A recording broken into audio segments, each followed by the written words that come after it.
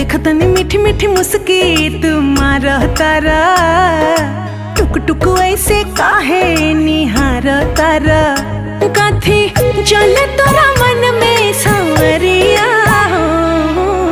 हटे हटावाले ना हटे नजरिया हो, जनमा रे जान हो मधुन कलर सरिया, मन करे कहसली भरिया कवरिया हो, जनमा रे जान हो मधुन कलर सरिया।